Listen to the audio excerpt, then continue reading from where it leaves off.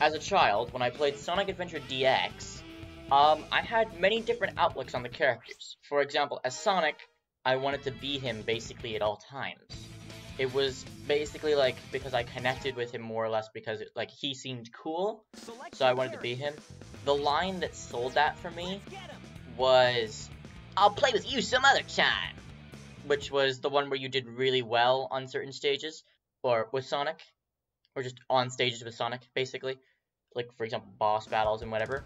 Sonic was basically one of the characters that I had the most fun playing. However, he was also the one that I played the least at the same time, if you will.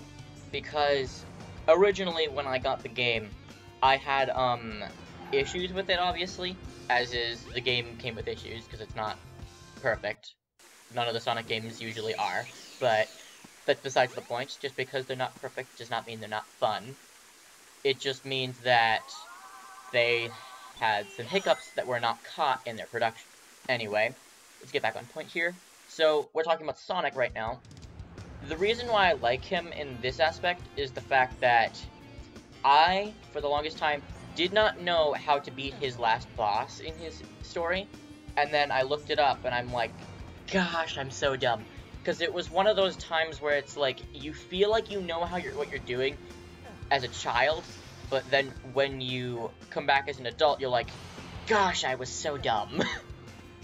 And it's one of those moments where it's basically just you sitting there like, oh, I need to do whatever. Now we will cut to Tails. Tails was actually the first character that I beat the game as, simply because his story is a lot simpler, because it's more races than actual, like, level progression, because you just try to beat the other person to the end. This is actually the source of why I do not like Skydeck at all, because I fell off that stage as Sonic or Tails so many times, it was so annoying. It got to the point where it was like, okay, so I'm here, and I want to go to this spot. I somehow screw up the simplest of jumps and fall to my death. And then rinse repeat, I lose a lot of lives. So there's that. Now, we go on to the next thing, which is, I guess I played as Knuckles. Knuckles was one of the characters that I had a little bit of trouble with. It wasn't in terms of, like, finding the stuff, it was more of just, I was very bad with using his controls. For example, I literally could not figure out the parts of the climbing mechanics, so I'd always get stuck on certain objects. It was, the game is, okay, before I, like, go into anything, I do love, this is one of my favorite Sonic games, so anything I say is purely just what I thought from an outside perspective, and not, like, biased perspective. Because if I try going into biased perspective, all I will say is, this is the greatest game ever, and that's not fun to hear, because that's all this conversation would be. So, what I ended up doing is, I basically took the time to then go into detail and explain, about what I would like to do. So, what I liked about the game, actually, not like what I like to do. Well, actually, I could talk about both, in this case. What I liked to do as Sonic was I liked to basically use his spin dash to get everywhere as fast as possible. I didn't actually learn this mechanic until I got way older, that his physics are kinda broken, so you spin dash jump, but you go absurdly high if you do it on a slope. So there's that. Tails didn't really have didn't have any unique mechanics, but that was to be expected since he's a character that flies mostly, so his mechanics kinda need to be sound. Knuckles, for the longest time, I got the yellow mitts, which were the, I forgot what they were specifically called, but, whatever, it's besides the point. I, for the longest time, did not know that I was supposed to hold down the B button, and that would activate whatever it was power that allowed him to basically instantly kill whatever enemies were nearby. So I'm just walking around like an idiot as a kid, just holding the I'm holding the button, but I always release it nowhere near an enemy, so I never knew, like, that it actually did anything. I thought it was just a weird aesthetic, and, that basically, like, took its time, along with other things. Now, let's get back to Knuckles, let's get back to the characters. Knuckles' story was great. I just got stuck on the last level, which was at the egg carrier. The reason being is that in my version of the game, the lever got stuck facing down or south. So I could not move it any other direction. So, yeah. My hard copy of the game was kind of a mess. So, I literally didn't play the game for 2 years after that. Come back and it works perfectly fine, so I'm like, either my game is like the most circumstantial hardware ever, or something else. I don't know. This also could just be my little kid brain, like, me as a little kid not understanding the mechanics. So it also could just be I was an idiot as a child, to be fair. Now let's get to the one that traumatized me as a child, which was, well, air quotes on traumatized, more of scared me. This was Amy's playthrough. Amy's playthrough actually scared me. I actually never beat her playthrough without help until I turned about 15, 16. Or, yeah, 15 or 16 years old. Then I actually had the balls to, basically do Amy's story without getting scared of Zero. I actually enjoyed it. I also started laughing at Zero, because in one of the egg carrier missions with Zero, which I believe is like the second, yeah, I believe it is the second mission with, Amy. Could be the third one, not entirely sure. But, basically, you would jump over, like, 2 pads and over, like, over water, and if you did it in such a way where you were either on the ladder or, like, just outside on the corner, Zero gets stuck, and his AI basically makes it so he just infinitely tries to get you, but can't go farther because the water apparently doesn't like his physics, so he can't jump if you're too close by. That was great, but, let's get back to why I was scared of Zero. Why I was scared of Zero was actually because of the fact that I had never experienced a stealth game ever at that point. I was like 7, 8, or 9 years old at the time. Cut to like, I think I was like 6, 7, or 8. I don't really remember the age because it's been a while, like a long time ago. I do remember this thing. I had the worst time with Amy's levels because Zero scared the living daylights out of me whenever he showed up. Like, it was so scary to me that I literally could not beat the first stage. That was how bad it was. I was so scared I would hide in the barrel that you could put, or the can that you could put over yourself, or whatever it was, and I would not budge. It was so bad. And it was really embarrassing when I mentioned it as I was older. But I've come to embrace it. It's just I grew as a person, and that's what that means. Now we're on to Big's playthrough. Now, most people say this playthrough was the most annoying playthrough. I will say this, I had a lot of fun with this playthrough. I will not say I did not get infuriated a little bit by it, but a lot of the cases as to why this happened was because I was stupid and did not know there were power-ups for Big. I thought, besides, like, I didn't know there were any, like, other lure power-ups besides the first one. So, first couple, so I was, like, just an idiot for, like, so I managed to get all the way to the egg carrier, but then couldn't catch Froggy because I apparently needed a stronger lure.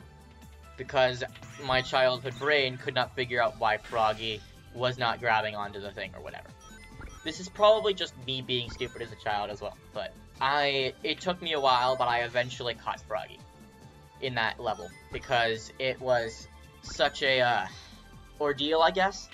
It wasn't, like, the fact that I guess it more or less, it shaped how patient I am now, to be specific, because I actually am, like, the exploratory and very patient type now when it comes to playing games, as well as, like, a person, I guess. So it kind of developed me a little bit more. Now we will go to Gamma before heading back to Big. So, E102 Gamma. When I played through their story, I hated E106. And, or E105. I think it was E105, the purple one. But, basically, what happens here is that every time I got to them, I would either run out of time or die in a stupid circumstance.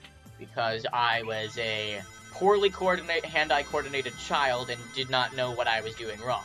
The other thing that was also not helpful was the fact that I had no idea the gun upgrade existed.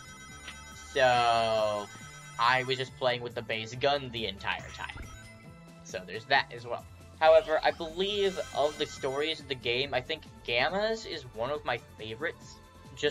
Gamma's is like one of my favorite stories in this game, just because of the fact of how it kind of hits close to heart, because it's like, it's something that was created for the purpose of like an evil person, or sorry, for the purpose of evil deeds. However, it gains enlightenment via someone that was held captive by their creator, and realizes that there's more to life than just following orders. And then, lo and behold, Gamma's development arc, which then results in then results in him identifying that all the Flickies need to be rescued. Still don't know why they're called Flickies, but it's better than them not having a name or just being called generic animal, because of that. Okay, coming back to Big for a second, the thing that I notice in the future is the fact that you don't actually need any of the upgrades to catch Froggy. It just makes it easier to catch Froggy, and I'm thinking that there's probably something you're supposed to do to make Froggy more likely to get a hit, but it's not ever explained in the game at all, so there's no way of you to actually know.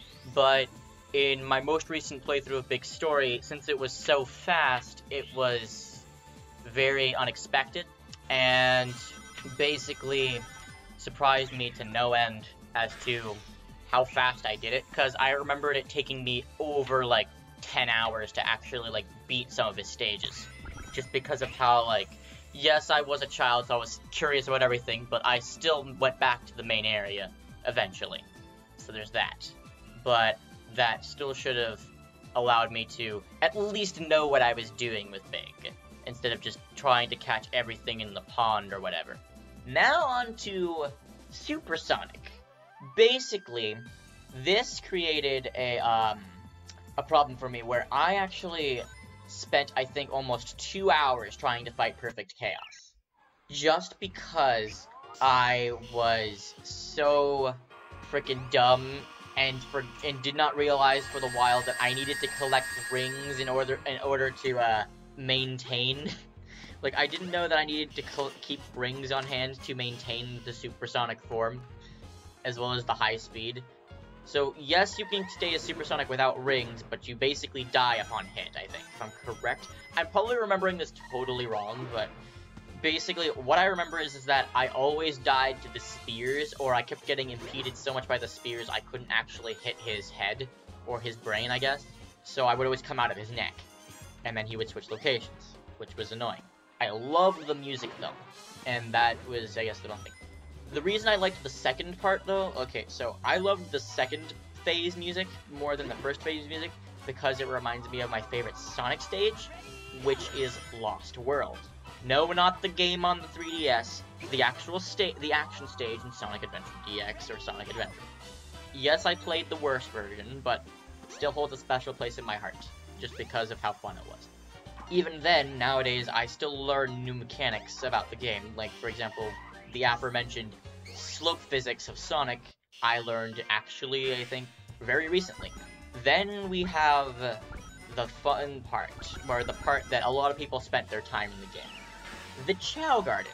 Basically, what the Chao Garden is, for those who have never played a 3D Sonic game, which, I mean, meaning, like, they have not played Sonic Adventure 1 or 2, this is basically where a pet care for simulator, I guess you could say, where you basically will train up those, like, pets. Well, you say pets, that's what I thought of them as, but obviously I learned to treat them differently, like more like small children, because that's what they actually are, of like a different species that grows up, but does not change its size, but does not change its height. So there's that. It was a very great experience, because I would spend so much time in levels just looking for the animals around, and then would give them to just give them repeatedly to, my favorite Chao.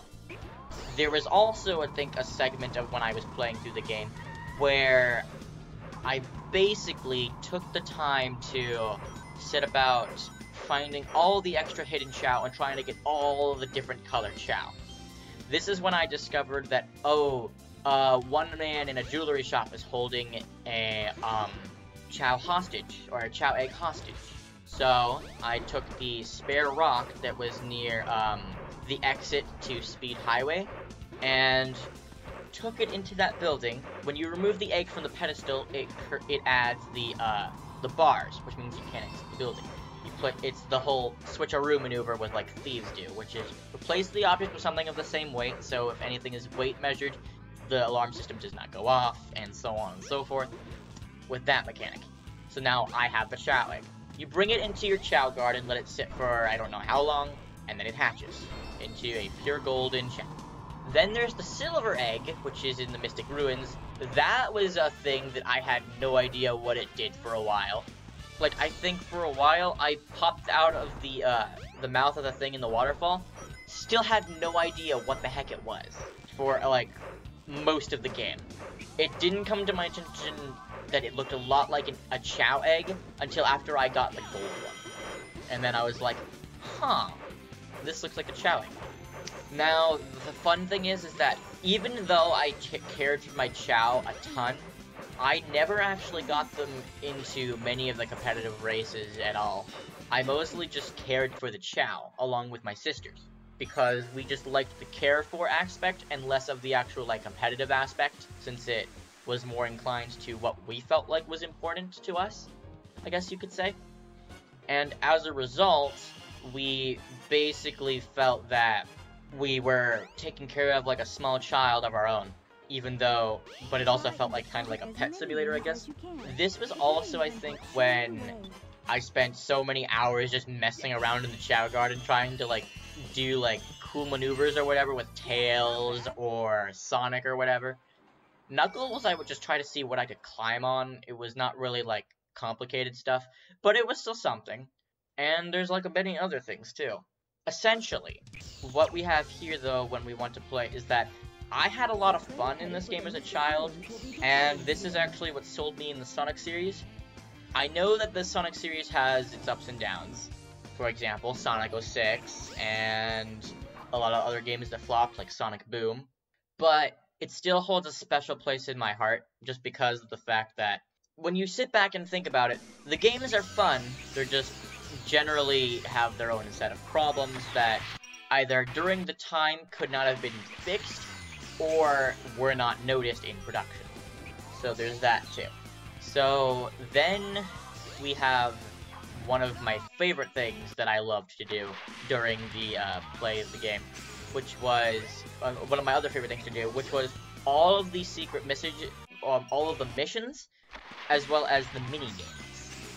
I think my favorite mini-game was Sonic Chaos, because I spent over freaking like, over like 20 hours. I spent over 20 hours just playing Sonic Chaos alone. That was how much I loved that side minigame compared to the actual game. This was also the way I got introduced to Sonic Spinball and Sonic Drift, as well as a couple other things. But I all in all had a ton of fun playing. Now we go to the missions.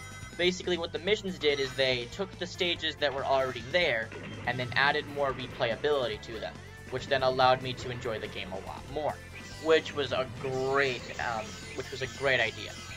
However, I did not learn until way later that if you find all of them, you unlock Metal Sonic. I had no idea for the longest time Metal Sonic was a playable, albeit only in trial mode, but was still a playable character. And that blew my mind and made me want to try and get all of the emblems. Lo and behold, it is still really hard to do that. I will not deny that at any point, because oh boy, that is so difficult. Because there are some ones like Casinopolis where you need to get into the end of that with like either under 4 or 5 minutes. It's really hard to do that since that level itself generally lasts 7 minutes. So there's that level.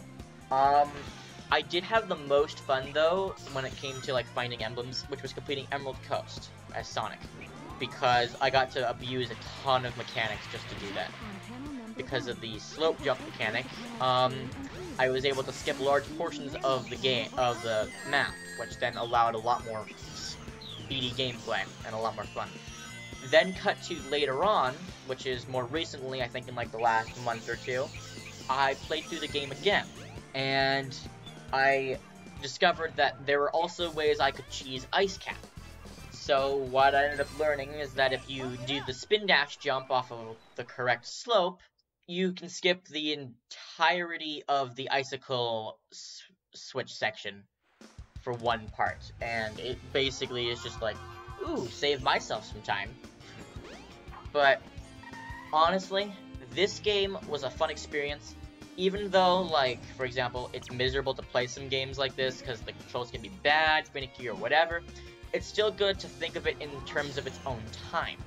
Because at the time, this game was pretty great, even though the version I played of this game is not the better version, but it's not that much inferior. It's just a little bit different in terms of how the voice acting went and a couple other things.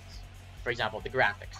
If anything, I'd say the most noticeable downgrade from the Dreamcast version would be how Chaos looks, because Chaos in the original one actually looks more like water, and then you cut to the one where, and then you cut to DX and he looks like some weird bioluminescent ooze. So it's a little, or gel, if you will. So it's a little bit like, is he supposed to be this light blue, or is this just something wrong here? Okay, I will admit though that when you play it as a child, you don't notice anything out of the ordinary because you've never experienced, like, the other version, because you never knew the other version existed. But it's still a cool thing to realize how there's differences that are so noticeable in two versions of basically the same game. To the point that it's, like, so, well, to the point that it's just mind-boggling as to how they thought it was okay to change so much when the original worked so well. Anyway, I've been rambling for long enough.